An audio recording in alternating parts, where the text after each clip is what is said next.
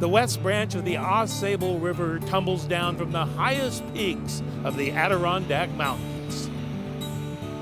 Recognized worldwide for its clean, cool waters, the west branch of the Ausable is heralded as one of the legendary fly fishing streams of the Northeast.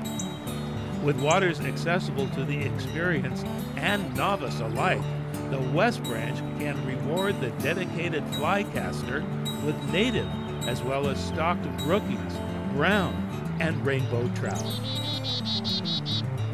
All one needs is a New York State fishing permit, a little patience, and a perfect cast. I'm Derek Muirden.